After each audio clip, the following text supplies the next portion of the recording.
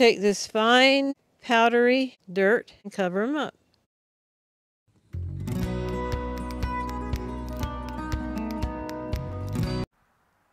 Howdy folks, welcome to Hirschberger's Miracle Homestead. I am Martha and I am out here where we're going to plant our snow peas, and it has the winter growth here that I need to get rid of.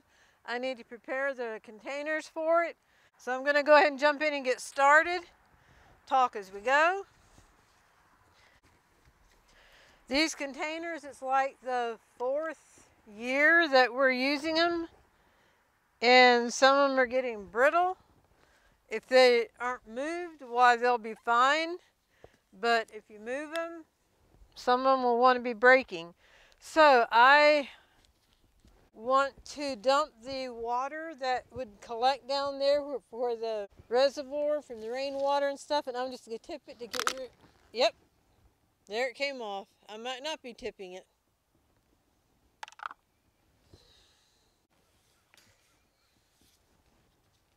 There we go. The holes on that side. I thought if I can tip it before I disturb the dirt. The dirt is compact in there right now. So while that's draining out, I will get rid of some of this. Actually, I'm going to come over here. Whee! Pavers are nice, but you have to remember they're there. Okay, now, this is the old style container. There were holes in the bottom already, so this is not fixed as self-wicking. So I'll just go ahead and pull this grass out. You may be wondering what self-wicking is. At the bottom of the self-wicking containers is a water reservoir. You put water down through the PVC pipe, and then as the plants need the water for nutrition, it reaches down and it's there.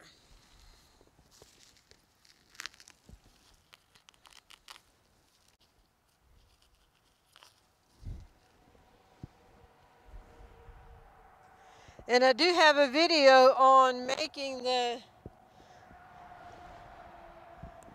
self-wicking container, so we can leave a link for that. And I'm going to tip this one. There we go, that's good enough. And this here is half of a 50-gallon drum that we cut in half and fixed it up as self-wicking. So let me tip that if I can. So the water that's collected from rainwater and that type of thing, we had lots and lots of rain.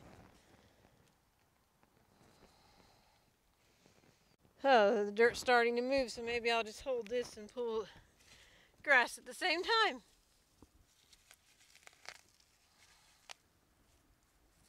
We're located in South Carolina, and where we are, it's time that we could plant like snow peas and then root crops. So it'd be interesting to know where you are, if you do gardening, what you're looking at into planting anytime soon. Now, we had earthworms under this container. Let me see if there's any under this one. Oh, I heard it crack though. Whoop! No, and I have a reason for checking. This right here is what I was trying to avoid. That's why I didn't work up the dirt over there. So, see if I can pick it up without it falling apart.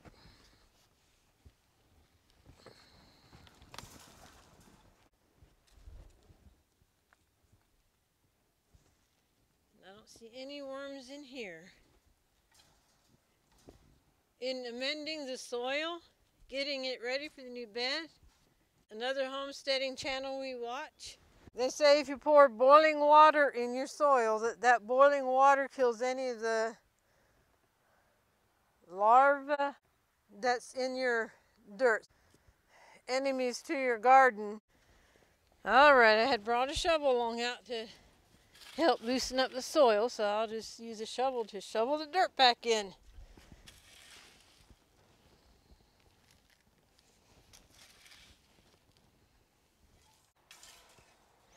Okay, we'll let the rain work with us on getting rid of the rest of that.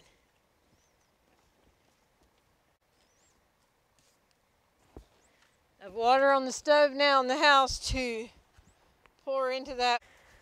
Now let me work up this soil so it's loose and the hot water can get down in better. Then you need to amend the soil as well. In a little bit of research we did, they have a very successful garden, and they said what they do is get like a mushroom compost and put just a thin layer across the top. So I'll be going to town later this week and pick up some. Here's a little root of a carrot. And I don't see any worms in here.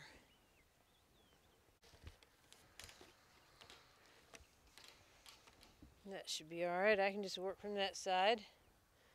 Tie that together, I guess. We needed something climbing here. And at that point, we didn't have the trellis netting. And so these are actually kennel fencings that we put together. So I'll have to zip tie those together. And I'm just loosening up the dirt now, so when I bring the hot water out, it can all distribute down into the dirt better. Looking for earthworms, because if I see earthworms in here, I'm not going to put hot water in. And I see no worms.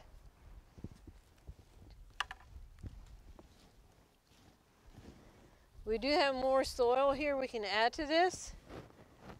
The ground fabric protects the PVC pipe from dirt. Also protects the corrugated piping that goes across the bottom from dirt getting into that.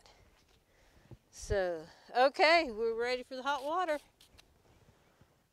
Okay, I have these 3 containers ready. Let me go in and see if the hot water's ready to go. We've never done this method before. We just saw that they had done this. So we thought, well, it's worth a try to have a good start for our plants. Okie dokie. Here is the boiling water.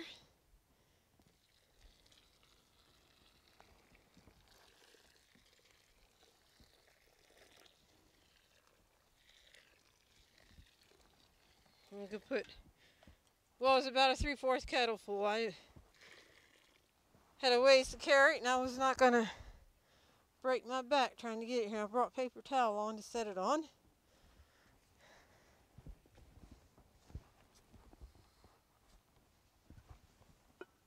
Now, mix up the soil. And of course, you do want the soil to be cooled back down before you plant, which this will be, it might be, even be next week before we plant. Because I have to get the either mushroom compost or worm castings to help to amend the soil. So, there we go. Okie dokie, you saw me do the first one here. Steam is still coming up. I'm going to repeat the same process for the other 2. The rest of the beds will have to wait for another day, but at least you were with me to do the first container, and then I'll repeat the same process on the other 2. Okie dokie.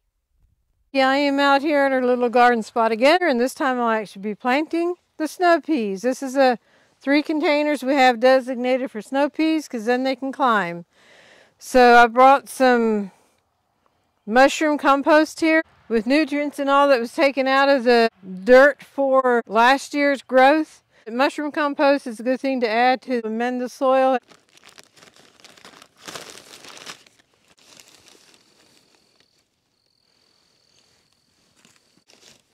Oh, this is so nice. I'm just going to mix it in a little bit here.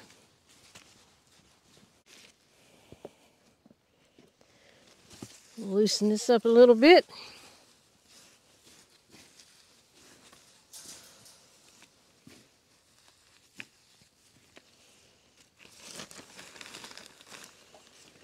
Now add some compost. I don't know how much you're supposed to put in.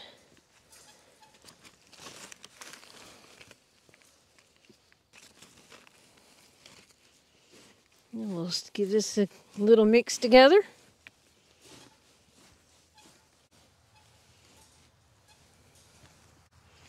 Beautiful. We can go make our little furrows for the snow peas. One on each side.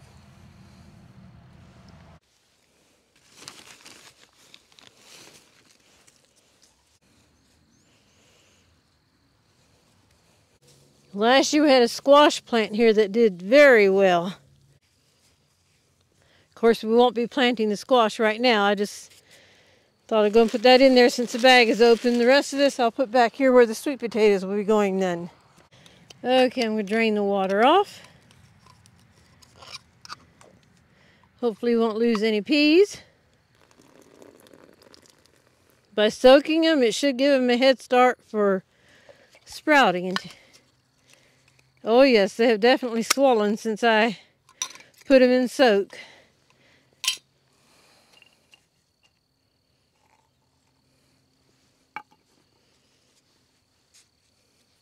I'm going to place them all, and then I'll cover up. That way if I need to come back and add a few more here and there, I can.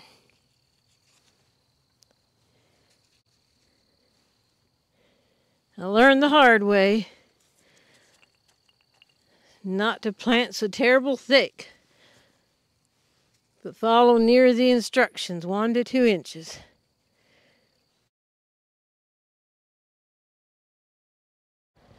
Okay, I have these seeds here left.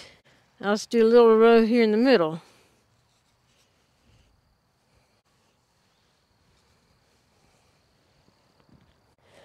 And the same way with this one.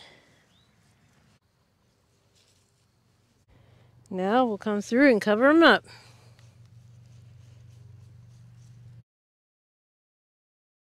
Well, the only thing left to do right now is get the water hose and give them a good soak down. So let me go get the water hose.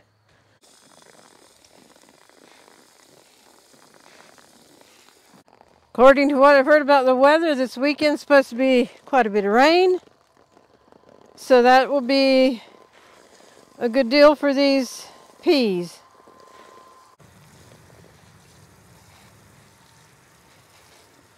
That's better being out of the sun. That sun is hard on your eyes.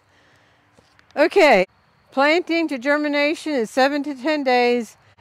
And I would assume with soaking them like we did that will expedite that, but we will mark this down and make note of when they start coming up. And then from planting to maturity, when we can harvest, is right at 70 days. So March, April, May into June, maybe we can be picking some snow peas. In that container over there is where we'll be putting his zucchini squash. And then the perimeter and the bigger containers up there, we're going to be planting sweet potatoes. We have those ordered from Hop, so we're expecting those to come in anytime. We really wanted to get new gardening beds for out here, the nice metal ones that are so pretty. But after pushing the pencil a little bit, we decided, hey, we can use our containers again as long as we don't have to move them. They'll do the job. They're brittle, and if you go to move them, then they break. But we just won't move them. And then we can use them this year. Maybe next year, our pencil will tell us we can get some. Okie dokie, these pots here, I want carrots in all of them.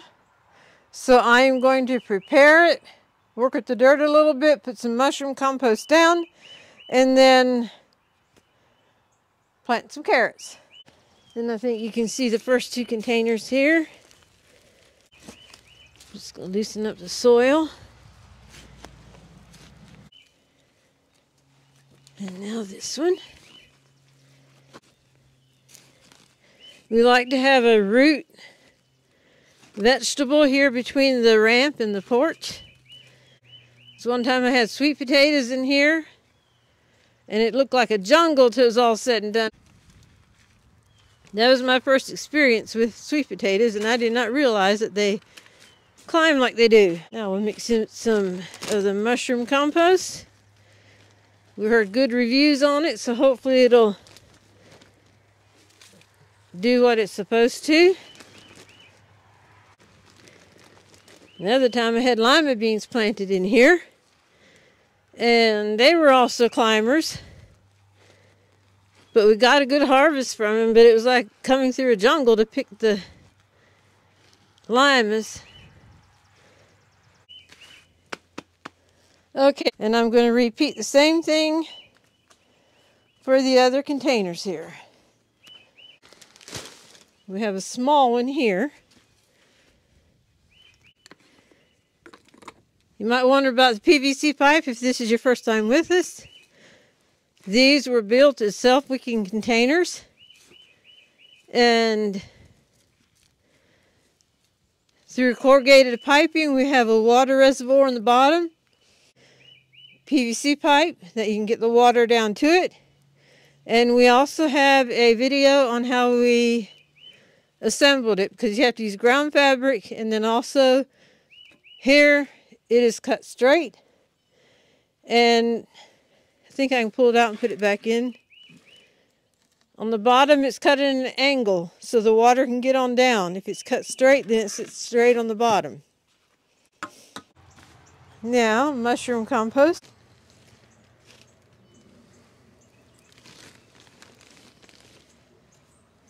Okay, that should do it, hopefully. Well, if it's not traffic on the highway, it's traffic in the air. I hear airplane now. Can't see it though, it's a cloudy day. I'm about to do something I have never ever done before. And that is sift dirt. You might ask, why in the world would you sift dirt? We were watching a homesteading channel this morning, and is that the name of their, I forget now what the name of their channel is. And they said they get their best germination rate when they sift dirt that goes on top of the carrots.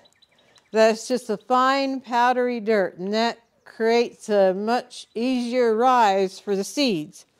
Here's my sifter. So this has become our dirt sifter here.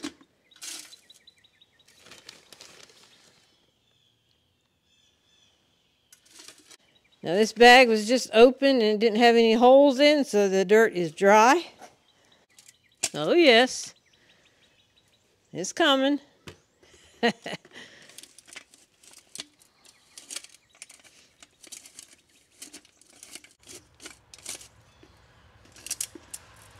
I can see right now it's going to take a little while. I had too much in to begin with. Little bites at a time. They had a big sifting tray. It's probably the size of 2 of these bags. And it went like a breeze for them. So if this actually works, maybe we'll have to create our own sifting tray. But see how fine that is? And then this here is much more coarse. So which would be easier for a carrot to germinate and come up through? I don't know how much I'll actually need. I think I'm going to go plant some and cover it so I have an idea how much I actually have to do. Because it's no need sifting more than we need. So let's go to the carrot patch. These are the carrots that we'll be planting here. We got it from hosstools.com. There's 750 seeds in this packet. We're going to make little rows here.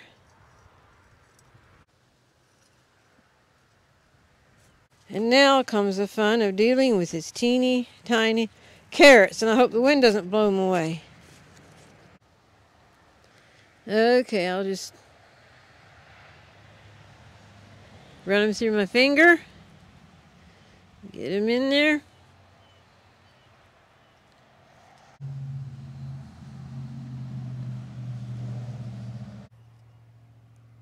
We'll still have to thin them out. It'd be nice when we thin them out if we could just transplant them somewhere. I don't know how that'll work. That's enough for that. And now I'll just take this fine, powdery dirt and cover them up. Said you can actually cover them a little bit thicker with this.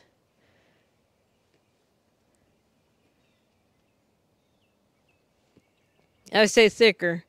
Rather than just barely covering them. Why, they said they do it up to 1/2 inch covering.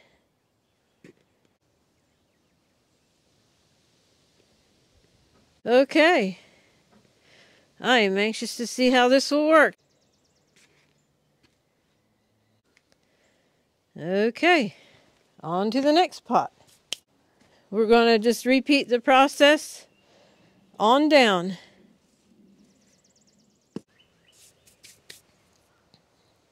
Alright, what I'm going to do, cover this in the traditional way. And this one with the sifted dirt. That will give us a comparison. And I'll do the same way over there. So we'll have 2 pots here we're comparing. On the right is the sifted dirt coverage. On the left is the covering with the container dirt. Well, the carrots here are planted. You saw how we did it, and now we will look and see what the germination rate is and how it does. It's very important that we keep them moist, and if it wouldn't be raining this afternoon, I'd go ahead and water them. I'm going to wait and see if it rains. If it doesn't rain, then I will have to water them. Thank you for being with me on this experiment, and now I need to take Miss Juliana, our lab who's expecting puppies, bring her out and give her some exercise and let her go potty if she has to go potty. Okie dokie. Well, howdy folks, I'm Dorothy, and Martha was wondering what's for supper. While she was busy outside, I was busy in the kitchen. So I will show you what I made for supper tonight. Here we have meatloaf. We have some smashed potatoes, not mashed, but smashed. Some baby lima beans. And then here we have mandarin orange salad. The meatloaf and the mandarin orange salad, we do have a video out on each one of those. We'll put a link up here for the meatloaf and for the mandarin orange salad, and also in the description box. So you can go to those videos if you want the recipe. But for the meatloaf, I had made a double recipe of the meatloaf. We love meatloaf as leftovers too. And the mandarin orange salad, that's just a good side for any meal. We appreciate each one of you. We appreciate our new subscribers, and we appreciate those who have been with us for a long time. You are very special to us. And we hope that in some way you will be encouraged and blessed by our videos. So with that, we will bring this video to a close, and as always, we will close out with a golden thought. So we invite you to stay tuned for that. Howdy folks, and welcome to the golden thought of this episode. We're the twins, Marvin and Martha. Yeah, there's a vehicle going by out there, wasn't it? Marvin is our special brother. He's also known as Buddy. Love him very much. The golden thought for today. Psalms 46:10. Be still and know that I am God. And here are some thoughts that were given on be still and know I am God. Be still. Stop talking. Switch off the phone. Stop commenting. Listen. Stop arguing. Stop questioning. And stop moaning. And know. Stop doubting. Be sure. Have faith. No second opinion. I am God. God is almighty. God is in control. God is love. God is king. God is my hope, rock, and fortress. God is ever present, a help in times of trouble. God is my Father. God is my shepherd. He will lead me. He will nourish me. God will protect me, and He will restore me. So be still and know that I am God. And there goes my buddy. Thank you for joining us on the video today. We hope you've been blessed and inspired. Thank you for the blessing you are to us. With that, we'll bring this to a close. We thank you and God bless.